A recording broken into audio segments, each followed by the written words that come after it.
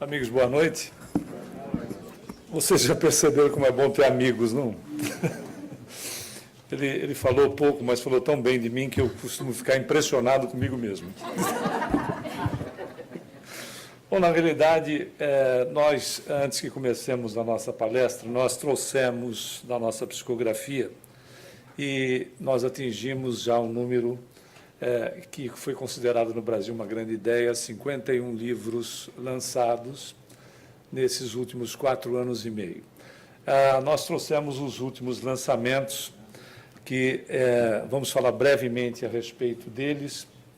O Rei é um artista norte-americano que desencarna e mostra como o plano espiritual atua nos eventos artísticos, não só naqueles que estão trabalhando, como também no público. E também mostra essa relação dele no plano espiritual. Confissões de um empresário é exatamente o relatório de um indivíduo que lida com o poder, né, como ele se coloca diante do poder. É interessante porque mostra as objetividades do sujeito que pensa só na questão voltada para os resultados imediatistas. Temos esses outros dois, medidas extremas, o próprio nome já diz, né, pessoas que decidem resolver os seus problemas de forma drástica. O Mercenário é a história de um médico, que, como o próprio título coloca, é de um médico, não são de médicos, como o próprio título coloca, trabalha exatamente contrariamente ao seu juramento, em relação às questões financeiras. E esse último que nós trouxemos, talvez já tenhamos, provavelmente na última palestra nossa, tenhamos trazido esse livro, falamos a respeito dele. O De Grão em Grão, ele é um livro onde nós escrevemos para revistas e jornais espíritas. E a editora resolveu pegar uma série de artigos que são rápidos, todos eles visando o estímulo da pessoa, etc., estimulando para o trabalho em si mesmo, de autoconhecimento, e foi publicado em livro. Bom, toda a renda dos livros é voltado para as casas onde nós participamos com o nosso trabalho singelo. E, obviamente, quando você compra um livro, você não só está colaborando com a casa, porque a casa nos entrega tanto, não é verdade? Nos auxilia tanto. Então, nós não estamos só colaborando com a casa, como estamos levando luz para nós mesmos ou para as pessoas para as quais nós possamos dirigir como um presente, etc. O custo não é elevado. Se você economizar 50 centavos de dólar por dia durante 20 dias, você compra um livro. Custa 10. Como são 5, se você comprar os 5 hoje, você paga só 50. Não é beleza isso, né? São as promoções, elas continuam. Mas o fato é que o nosso amigo que nos precedeu já nos informou, né? Aquela história do não atende porque às vezes é Jesus chamando. E você sabe que ele pode dizer assim, está na hora de subir. Olha, telefone celular, eu desligo o meu na hora que eu entro no centro, né? Porque é um problema. Realmente, você nunca sabe, né, quem pode estar do outro lado da linha. Então, na realidade, voltando ao assunto, sempre é a nossa colaboração para a casa e, ao mesmo tempo, nós podemos divulgar, porque divulgar doutrina espírita não é divulgar situações e novidades. É o Evangelho redivivo, é o cristianismo na sua pureza redivivo. E nós não temos dimensão, por vezes, o que um livro, aonde pode chegar e o que pode fazer. Nós temos várias experiências a esse respeito. Da felicidade de termos, de repente, pessoas muito complicadas, com situações muito difíceis, e temos a notícia de que um livro chegou e, através do livro, a pessoa tomou atitudes e resoluções na sua vida que modificaram a sua existência. Por isso que nós sempre tocamos muito nesse assunto de que se você não tem o hábito da leitura, é uma forma de adquiri-lo, ou então de levar como presente para as pessoas e, ao mesmo tempo, auxiliamos a casa. E hoje você tem um benefício adicional. O psicógrafo vai autografar, porque se o autor espiritual fosse autografar, ele ia se materializar aqui e a porta ia ficar estreita para sair todo mundo correndo ao mesmo tempo. Não é verdade? Então você leva só do psicógrafo. Bom, vamos falar um pouquinho a respeito de disciplina do pensamento.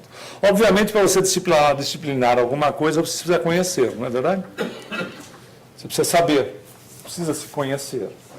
E claro que uma das figuras que toca neste ponto com maior importância, mas não só, foi esse cidadão, né, que ele é um filósofo da antiga Grécia, Sócrates, que ao adentrar no templo de Apolo em Delfos, viu no pórtico a inscrição: Homem, conhece-te a ti mesmo. Mas foi-se encontrado num templo de Luxor, datado de 3.000 anos antes de Cristo, também uma inscrição de natureza semelhante, o que é muito interessante isso, porque a verdade ela não está na mão de duas ou três pessoas. Quando o assunto trata da evolução do ser humano, nós encontramos em todas as épocas da humanidade informações, direcionamentos que fazem uma ligação com a interpretação adequada para cada povo, cada momento. No templo de Luxor, então, há 3.000 anos atrás, 3.000 anos antes de Cristo, ou 5.000 anos atrás, há uma inscrição dizendo: Homem, conhece-te a ti mesmo e veja a tua pequenez diante dos deuses.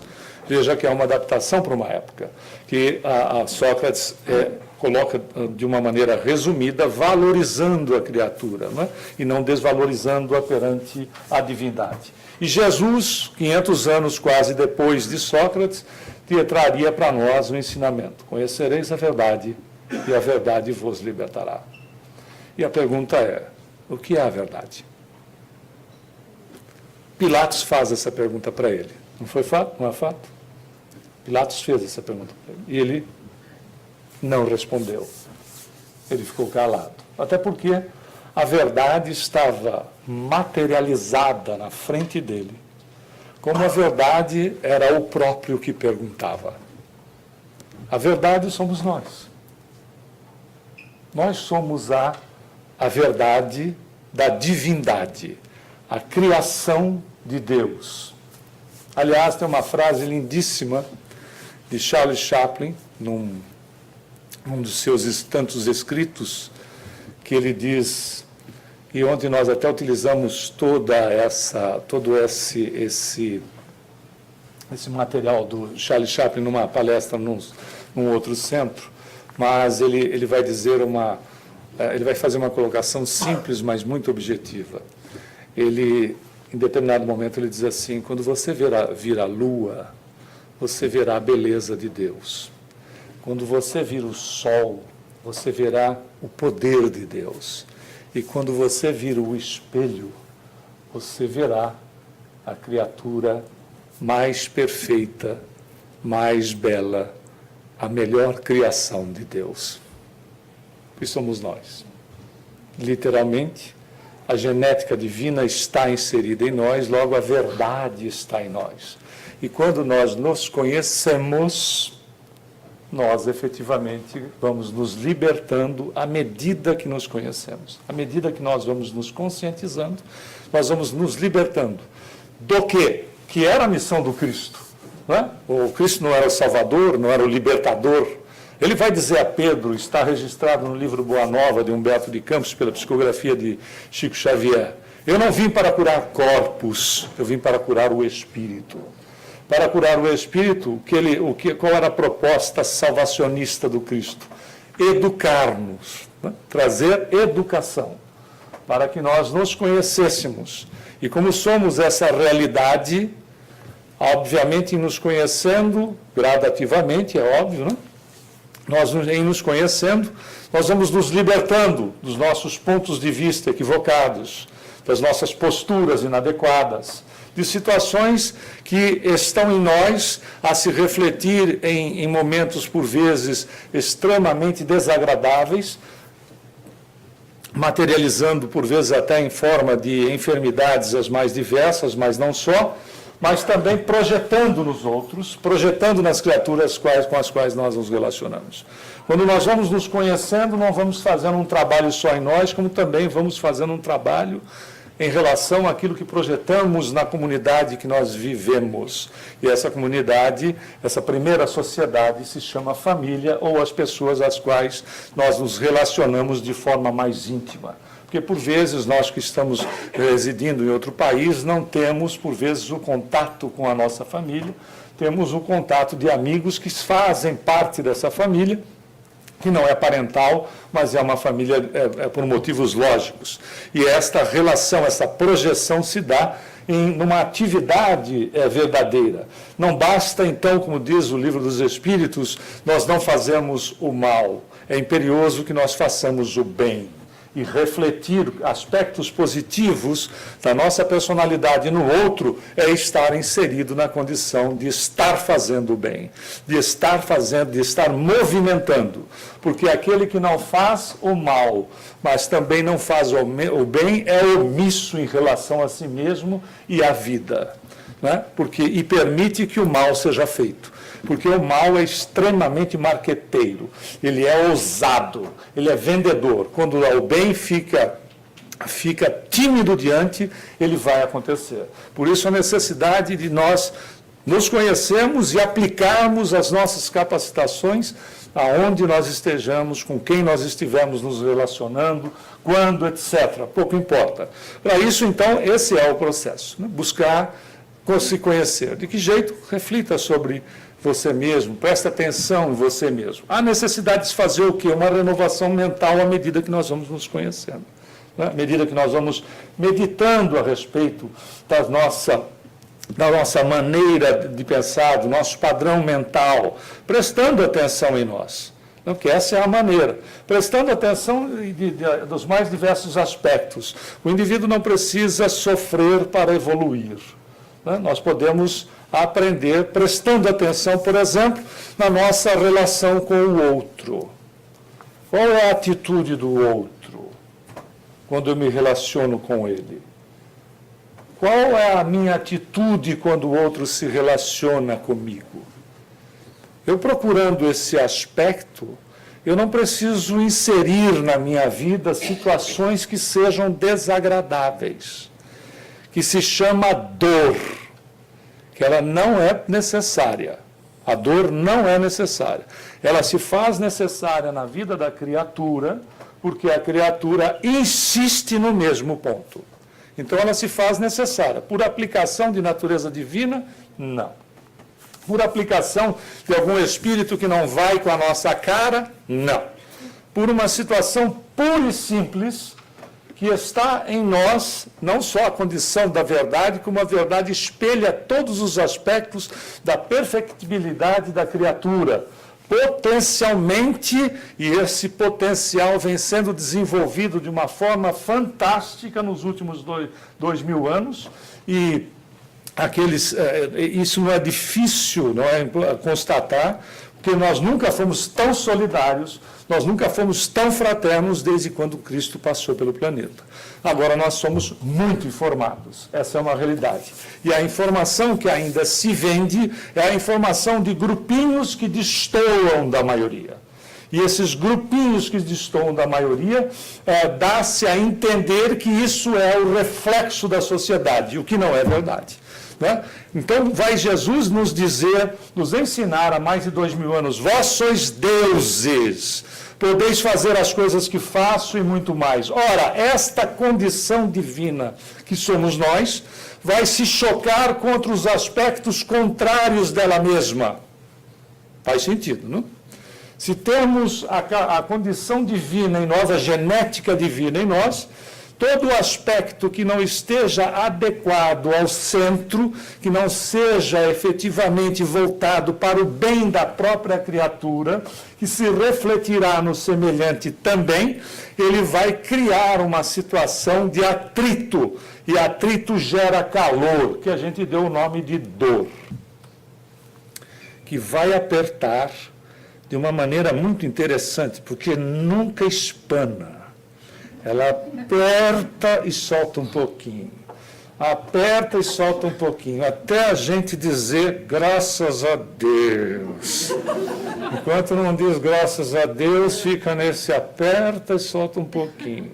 Na hora que a gente dá graças a Deus, aí ela afrouxa um pouco. Mas não pode afrouxar muito, porque tão logo afrouxa, a gente já volta de novo. Né? Quantas vezes eu trabalhei numa casa espírita, muitos dos presentes talvez tenham ouvido falar de um médium que se chamava Benedito. Depois do Peixotinho, que foi o maior médium de ectoplasmia, no período dele, do Chico, que também foi, Chico Xavier foi também um grande médium de ectoplasmia. O Benedito esteve várias vezes aqui nos Estados Unidos, inclusive foi estudado aqui as suas faculdades mediúnicas, e eles faziam cirurgia espiritual sem toque, etc.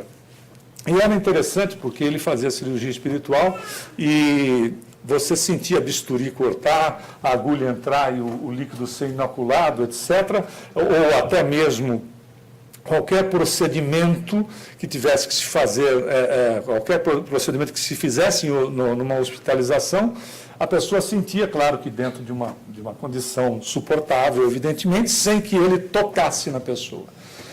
E era interessante notar o seguinte: muitos dos pacientes eram atendidos e a recomendação do espírito, que ele dava a passividade para o Dr. Kamura, muitas das recomendações do espírito eram: você agora está bem ou vai ficar bem, mas você precisa mudar de comportamento. Dava outro. O sujeito ficava bom, voltava a ter a mesma atitude que tinha antes da enfermidade e voltava lá com a mesma enfermidade. Que às vezes exatamente essa renovação que nós precisamos fazer. Por isso a proposta do Cristo. O cristianismo em nós, ou o espiritismo, que é o cristianismo redivivo, ele tem como uma função de ser medicina preventiva da alma. A gente não precisa adoecer. Nós podemos nos preservar.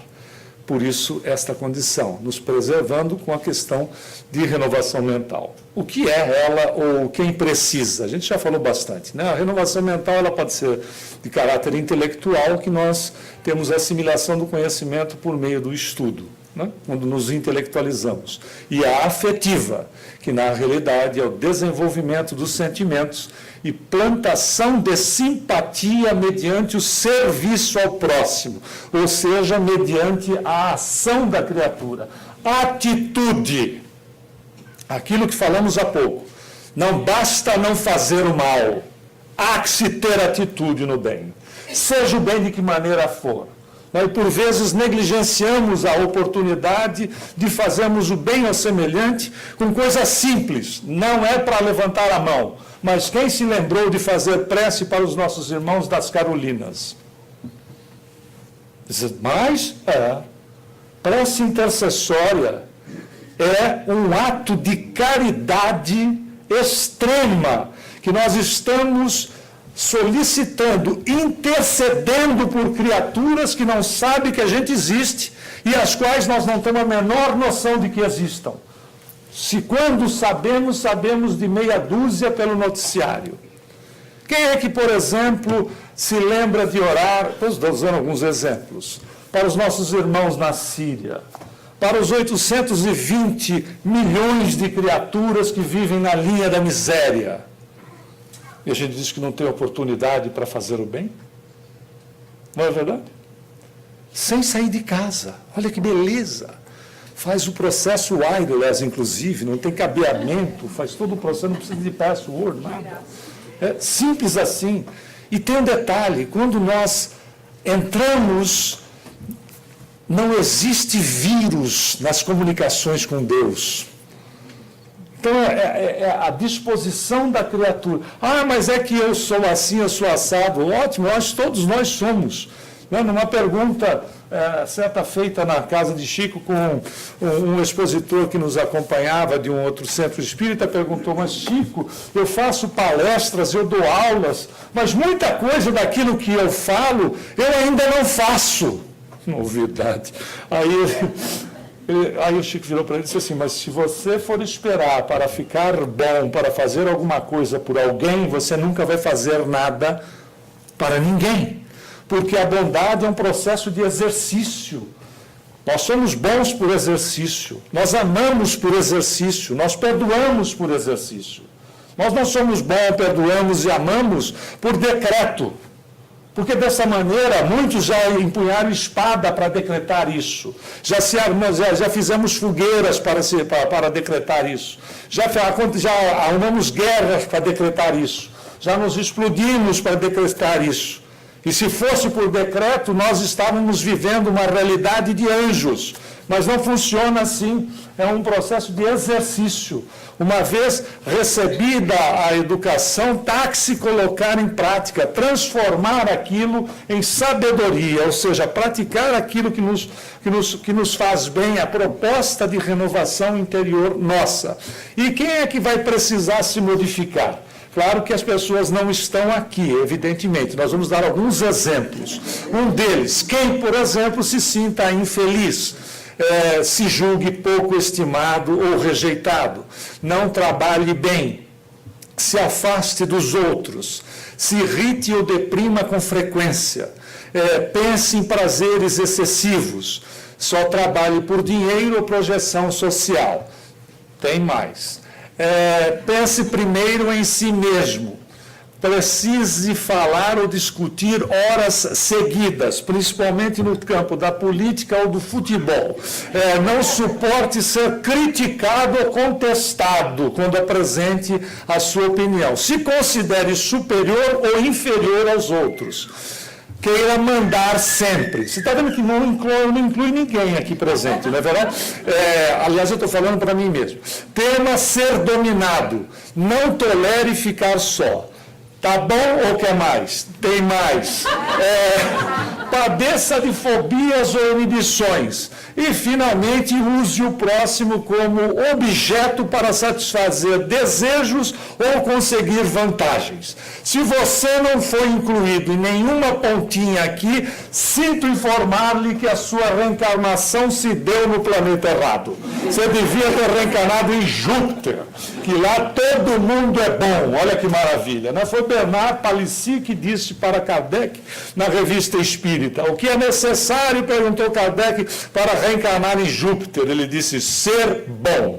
Olha que maravilha. E deu umas dicas se você quiser virar um jupiteriano. Não é para descer aqui na direção do sul e parar em Júpiter, que ali é moleza. O fato é o planeta. Ele deu umas dicas. Lá você vive de 400 a 500 anos com o tempo da Terra. Como Deus é bom, não é verdade, companheiro? Falando, você imaginou se aguentar aquela mala 500 anos? Ou você que é a mala ter que ser aguentado 500 anos? Não é fácil, né? Outra coisa, lá os animais fazem o serviço doméstico. O cão continua sendo cão, mas a pata dianteira já tem a função de mão. Então você vem para o centro espírita e o Lulu está fazendo o jantar. Olha que beleza. Você chega em casa, o Lulu já entregou o jantar. Fantástico isso, né? Maravilha! E tem mais ainda. Você acha que é só isso? Já que você vai reencarnar porque você está bom, vai reencarnar lá, tem que ter várias vantagens. A linguagem articulada já foi suprimida. Você se comunica pelo pensamento. Imagina a gente lá em Júpiter, passa aquela beldade, hein? E você pensa, o pessoal tem que reencarnar na Terra. Tem que reencarnar na Terra. Porque imagina o vexame que vai se dar, não é verdade? Tem que reencarnar aqui. Então, reencarnar aqui, etc. Se não entrou em algum desse aqui, você deve ser um missionário, uma missionária, e que ainda não despertou. Aliás, todos são. Não é verdade? Todos nós somos missionários, dentro da proposta que nós fizemos na presente existência. Alguns são missionários da paternidade, da maternidade, alguns têm responsabilidade sobre terceiros, outros, mas todos nós somos missionários. Temos responsabilidade sobre nós mesmos, somos missionários. O missionário não é um indivíduo que venha com funções para o grande público.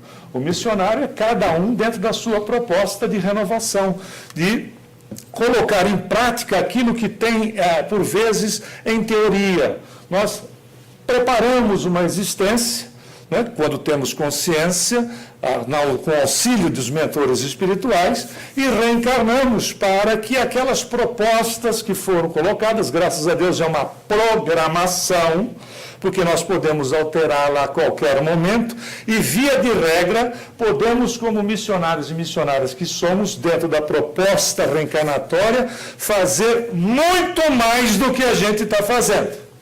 Ok? Porque elas não são umas programações aonde as criaturas colocavam a existência como carregar de cruz. Essa é a cruz que eu tenho que levar. Eu me casei com essa cruz, principalmente quando a cruz não é o outro. E coisas do gênero, não. A proposta, se você pegar o livro Os Mensageiros, de André Luiz, aliás, já citamos aqui em outras palestras, vamos até reforçar esse ponto. Nós vamos ver uma série de depoimentos nessa obra, onde os espíritos relatam qual era a programação e o que fizeram. Via de regra, é um show de vexame. Mas você vê uma programação completamente factível, uma proposta completamente factível com a reencarnação do indivíduo. Via de regra é assim. Quer saber como é que é a sua programação? Tem interesse? Vamos te dar. Aonde você vai reencarnar? Não é aonde local, é com quem. Lembra-se que semelhante atrai semelhante, ok? Não reencarnamos na família errada. Apesar da galinha do vizinho ser mais gorda, a grama dele ser mais verde. É ali mesmo. Não há acidentes reencarnatórios. Já começou a programação, viu?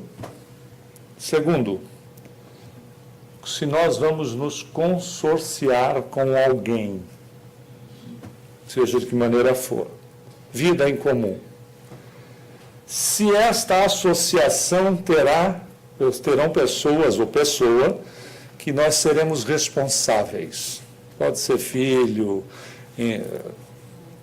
pode ser alguém que nós sejamos responsáveis. Aonde nós vamos trabalhar no bem, não é aonde local, mas exercício dos potenciais divinos, seja onde for, etc. E quando mais ou menos você vai desencarnar? E aí a sua pergunta é, e o resto? O resto é livre-arbítrio. Simples assim. Não é fantástico? O resto é decisão que nós vamos tomando durante a existência. Olha que maravilha. Não enche, se encher, se você não tivesse esses dois aqui, não enche uma mão. Essa é a programação. Mas quer dizer que... tudo é livre-arbítrio. Mas eu não tinha consciência. Problema de que não tem. Ok? Se tiver consciência, use o livre-arbítrio de que maneira? Inteligente. Eu sei que posso, mas não devo.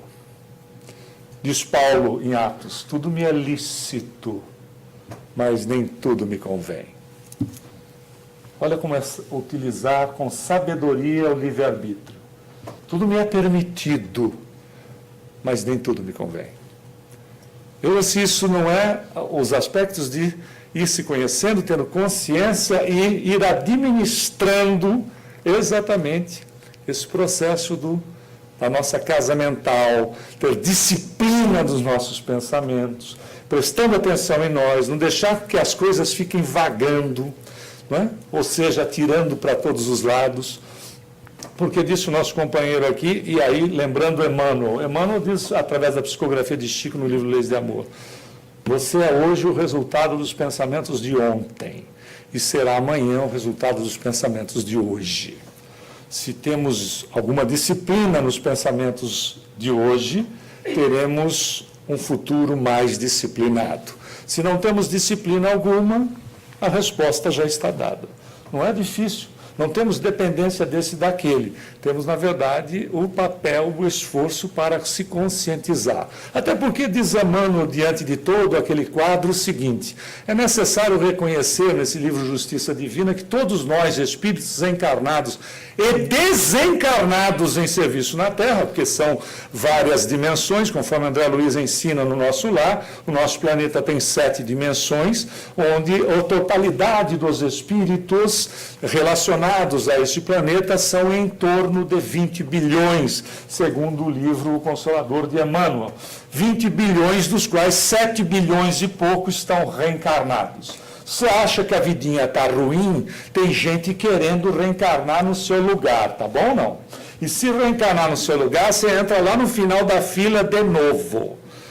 Porque às vezes a gente virava para o papai e para a mamãe e dizia assim: eu não pedi para nascer. Né? Assim com o narizinho empinado até. Eu não pedi para nascer. Não pediu não, implorou. Foi diferente, implorou. Implorou até porque o processo evolutivo força a situação. A reencarnação não é religiosa, a reencarnação não é de crença, a reencarnação não está ligada a este aspecto ou a outro. A reencarnação é metodologia evolutiva. Você vai reencarnar e acabou. Ponto. Mas eu não quero, mas vai. Da mesma maneira que vai desencarnar. Mas eu não quero desencarnar, mas vai, miserável, porque você não vai ficar aí para semente. Pode entubar do jeito que você quiser, você vai desencarnar. Ponto. É metodologia evolutiva, vai acontecer. Mas é bom que aconteça de que jeito? Consciente, se conhecendo, sabendo o que você quer, botando foco na situação, tendo disciplina naquilo que se pensa, dirigindo os pensamentos para os interesses que são objetivos de crescimento, não é abandonar as coisas da vida, absolutamente, é um espírito batedor, você percebeu, né?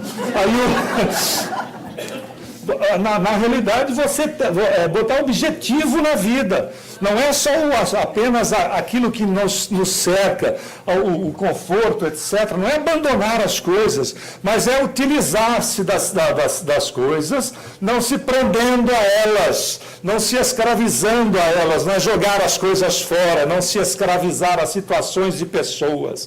Eu, particularmente, já atendi vários casos onde os espíritos precisavam proteger os desencarnados do problema do apego dos encarnados. Então, uma das situações foi uma senhora que desencarnou o marido e ela ela deixou toda a arrumação da casa e dos pertences dele do mesmo jeito, não é? Da mesma maneira. Você diz, mas se eu doasse, como é que vai fazer? O meu marido, de repente, podia ir junto com as doações. Não vai, não se preocupe. O fato é que, o que ela fazia? Ela entrava no guarda-roupa, não era no closet, era no guarda-roupa para ficar cheirando os ternos dele.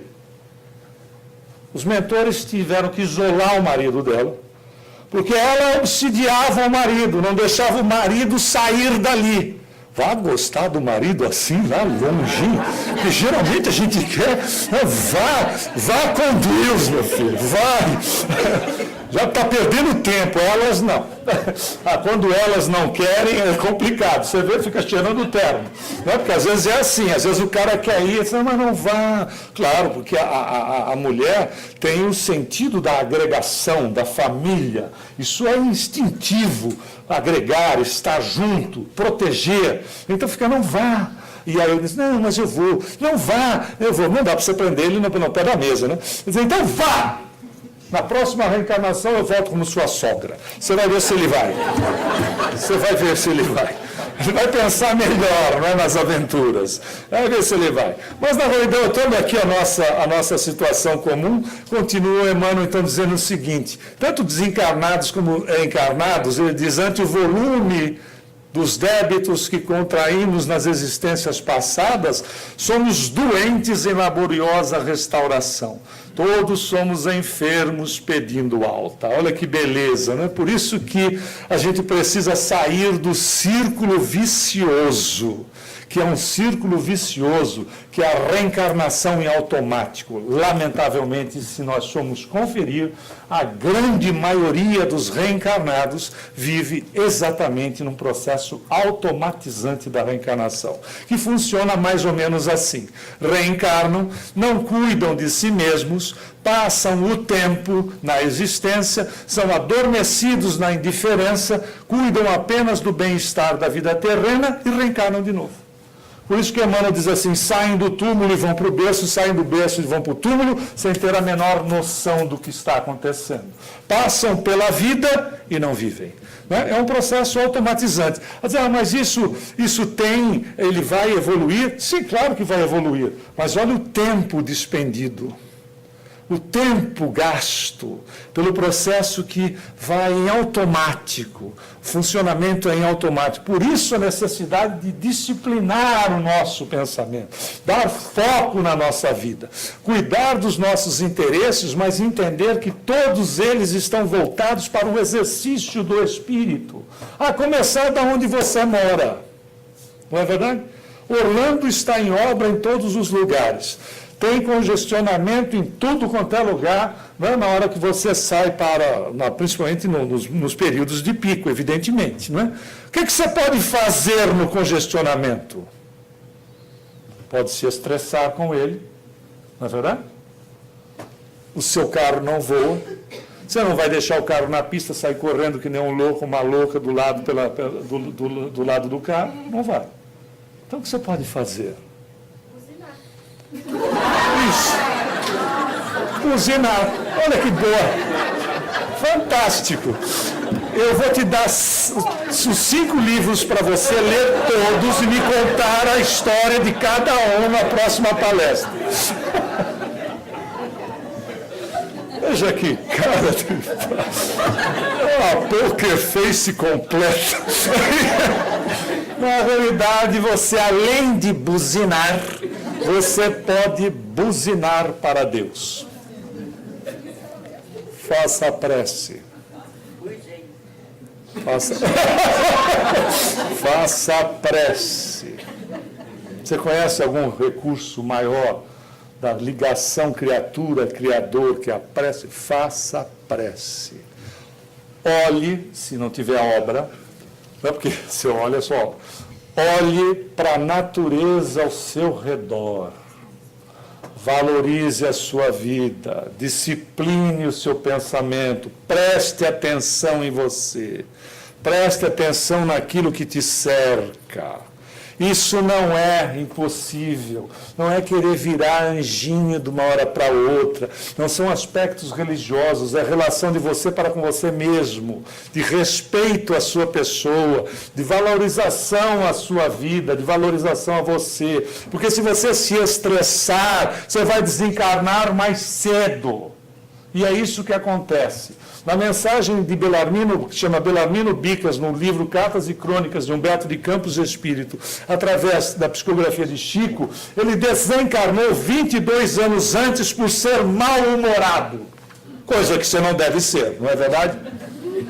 Mas não era mau humor com coisas... Não, mau humor assim, no trânsito, na relação familiar, essas coisas que são muito importantes.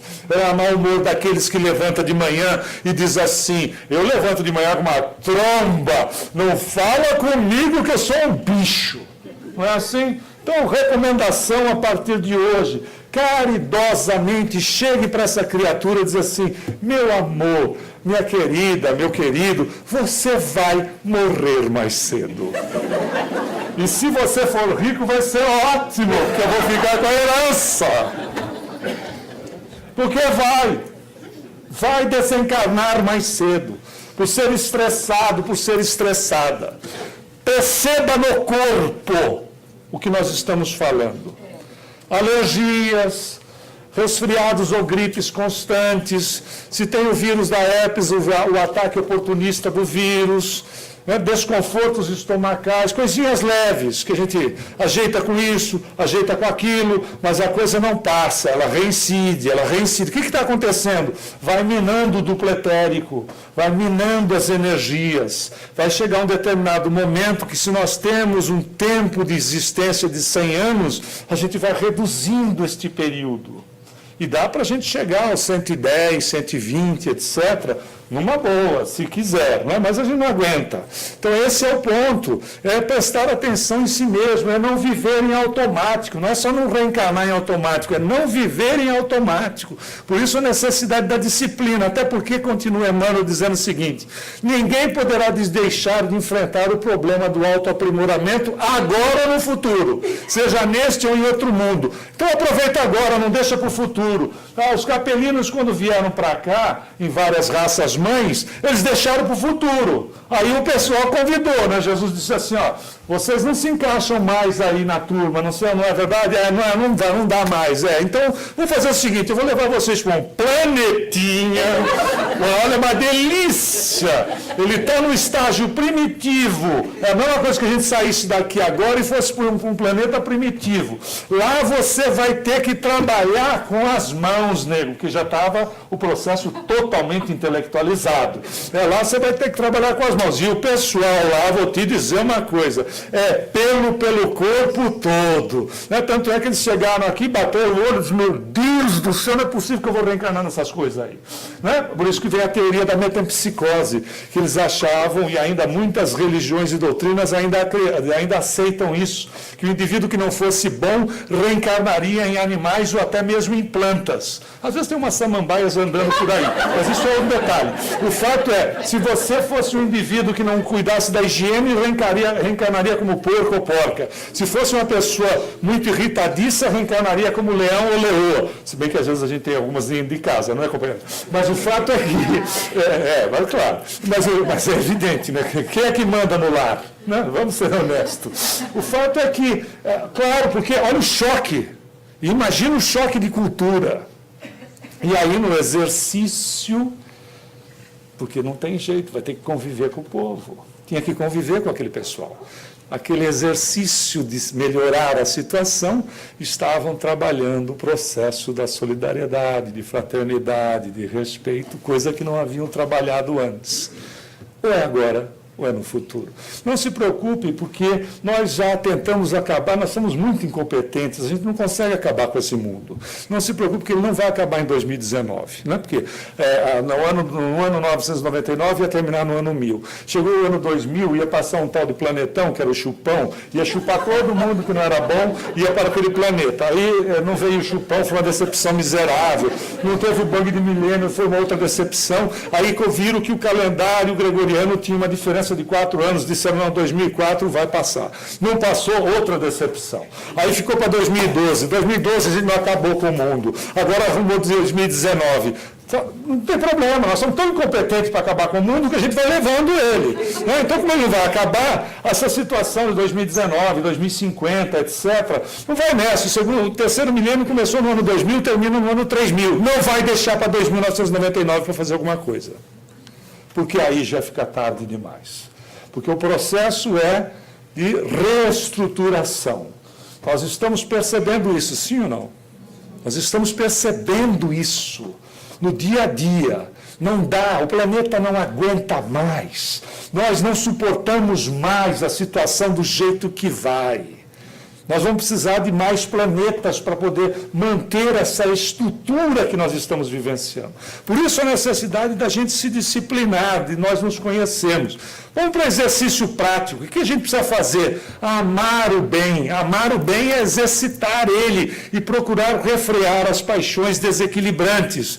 Como é que a gente faz isso? Tem um livro que não é espírita, da Karen Honen, que ela ensina bem a respeito dos nossos conflitos interiores. Ela diz o seguinte, para aquele que busca transformar-se intimamente, procure descobrir seus sentimentos e desejos reais. Veja se não é um trabalho em nós mesmos. Crie o seu sistema de valores.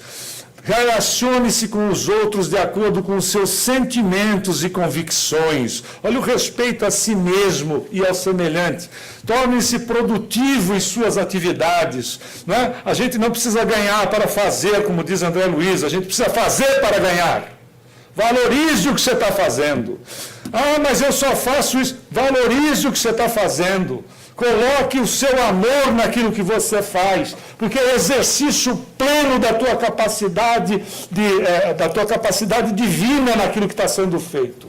Isso começa dentro do lar, fora dele, aonde, com o relacionamento que nós tivemos.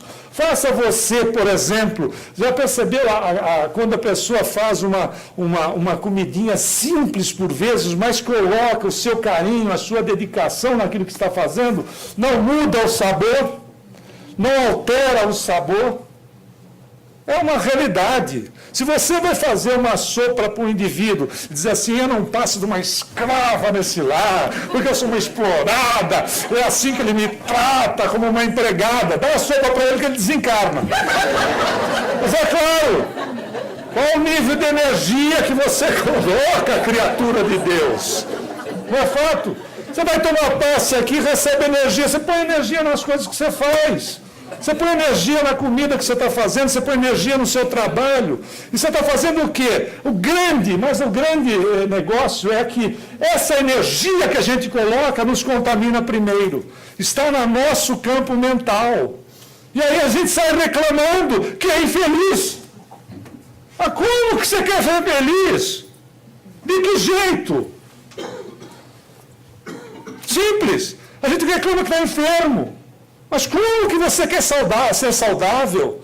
Se a sua estrutura mental é doentia, se a sua estrutura mental é invigilante, simples desse jeito, perceba-se e valorize o que você está fazendo.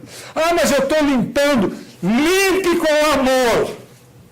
Faça com amor. Ah, eu estou gerenciando. Gerencie com respeito. Com respeito à sua pessoa, com respeito ao outro, tome as medidas que forem necessárias, que sejam preservadoras da equipe, mas seja uma criatura o mais capacitado possível, que as coisas acontecem. Porque as coisas acontecem para aquele que se capacita. O trabalho aparece, como diz o Emmanuel, para quando o trabalhador está pronto. Continua a Karen falando a respeito de ilusões. Diz assim, nós precisamos fazer exercícios de desapego da paixão que nutrimos pela imagem irreal que nós criamos de nós mesmos. Porque, via de regra, nós somos viciados em nós. Não é assim? E faça as pazes, então, com as suas imperfeições. Façamos as pazes com as nossas imperfeições, abandonemos os estereótipos e aprendemos a se valorizar com respeito. Não é se descuidar, mas é ter consciência sobre. A moça, para ser elegante, precisa ter 1,80 m com 48 quilos, só comendo uma folha de alface no almoço e outra no jantar. Ponto. Vai comprometer a saúde. De repente a estrutura óssea não é para aquilo, não tem jeito. Pode emagrecer o que quiser, vai ficar um esqueletão com a roupa pendurada, não tem como. Não é se estereotipar, não é se descuidar. Tomar cuidado com os exercícios, né, atividade física, cuidado com a alimentação, etc., mas não é neurotizar. Outra coisa, o rapaz, para ser bacana, precisa ser estilo bacalhau, já viu? Fortinho aqui em cima e a perninha fina.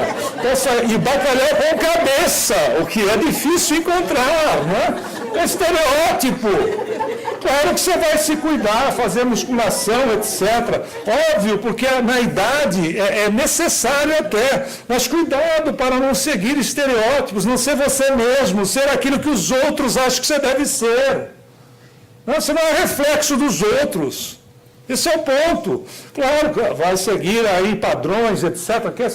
Tenha cuidado para não exagerar, não se exceder. Eu tenho uma amiga que desencarnou, uma pessoa belíssima em relação à questão corpórea, belíssima, uma moça inteligente, mas desencarnou procurando a perfeição da beleza. Foi fazer, apareceu lá umas varizes, etc. Ela porque precisava fazer o tratamento, teve um choque anafilático. Ponto. Claro que temos que nos cuidar. Claro que temos que nos cuidar. Temos que tomar todos os cuidados necessários, até porque é valorização de nós no vaso sagrado que Deus nos dá, que se chama corpo físico. Nós temos que cuidar dele, porque é responsabilidade nossa. Nós somos usufrutuários dele.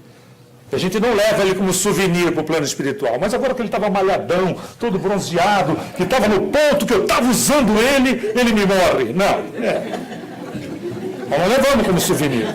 Não é verdade? Também não precisa levar aquela tralha, né? Tem que ser uma coisa... Mas o fato é, temos que tomar cuidado sem os exageros. Outro aspecto, descobrir a nossa simplicidade, a nossa singularidade e vivê-la com gratidão. Agradeça a vida. Não é para levantar a mão. Quem é que lembrou de agradecer pelo fato de ter despertado hoje de manhã? Não precisava levantar a mão. Até porque, diz Emmanuel sabiamente, cada dia que nós despertamos é a renovação da confiança de Deus na criatura. Que incrível, hein? É Deus renovando a confiança dele na criatura. Porque você poderia ter desencarnado à noite. Dorme, sai do corpinho e não volta mais. Simples assim. Não vá ficar tomando café com Coca-Cola a noite toda hoje para não dormir. Né? Simples assim. Não dói, é suave. Você sabe. Estou vendo tudo brilhando. Se belisque. Se doer muito, você está reencarnado. Se doer pouco, significa que o velho e conhecido umbralzão te espera. Só vai para lá quem quer, ok? Aliás, nem precisa ir. Já se vive ele em qualquer estágio que se encontre, encarnado ou desencarnado. Coragem para descobrir seus desejos, tendências e sentimentos. Olha que beleza, né? Tem mais. Exercitar a autoaceitação através do perdão. Não parece um livro espírita? Ela não é espírita. Outro aspecto, aprender a ouvir com atenção o que se passa à sua volta. Mas voltando aqui, exercitar a autoaceitação através do perdão. Nós não vamos perdoar ninguém se nós não nos perdoamos. Tem gente que carrega a enfermidade. Quantos casos não atendemos já de criaturas com os problemas mais diversos na área oncológica, porque não se perdoam. Aquilo que fizeram estava naquele momento sem conhecimento de causa. Não adianta aplicar sobre o que não se sabia a experiência que se tem hoje. Nós vamos nos flagelar, nos autoflagelar física e psicologicamente. Aquilo que fizemos com 18 não dá para analisar com 63, porque a experiência do 63 é diferente da do 18. Isso é importante nós prestarmos atenção. Dominar, então, o perfeccionismo, nutrindo a certeza que ser falível não nos torna inferiores. Valorizar efetivamente as nossas vitórias, já falamos bastante a respeito. Descobrir as qualidades, acreditar nelas e colocá-las a serviço das metas de crescimento. E aí, como é que a doutrina espírita pode nos auxiliar no processo da educação da alma? Através da própria terapêutica espírita, que está dentro desta casa. Por exemplo, a fluidoterapia, palestras e estudo, prece, desobsessão, água fluidificada, evangelho no lar e, acima de tudo, conscientização, para que a gente deixe de querer ser leão, né? E se transformar gradativamente no gato. Não é no gato, mas num gato. Manso, tranquilo, não querer externar, não é? Situações de violência, não querer ser superior aos outros, querendo demonstrar superioridade, porque, na verdade, às vezes a gente não passa desse personagem, né? Querendo ser Às vezes esse é o reflexo real. Então, na realidade, o que funciona, se tudo é uma questão de escolha, e nós estando um pouco mais conscientes e disciplinados, a saída é educar-se e educar com Jesus. Essa é a proposta. Porque se nós buscamos nos educar, nós refletimos no outro a nossa educação. E começa com os aspectos básicos de bom dia, boa tarde, boa noite. Me lembro de uma passagem que quando ainda, eu sou daquele tempo que ainda você tinha videocassete. Que bom que você não lembra que existe isso, né? Porque se lembrar denuncia idade. Entrei eu com um companheiro dentro da locadora na época, que era uma beleza, porque era uma coisa assim que você colocava, e ele era assim, ainda tinha uma coisa, uma plataforma que levantava, você colocava aqui, apertava um botão e a plataforma descia. Aí você via aquele filme todo apagado e achava uma sensação terrível. Aí uma cópia mal feita, etc. Aí eu entrei e eu disse, pela óbvio, era de manhã, bom dia! Para a pessoa que estava lá, atendente. Não teve resposta, eu virei para o meu amigo e disse assim, silêncio mortal. Ele disse, esse já foi alugado.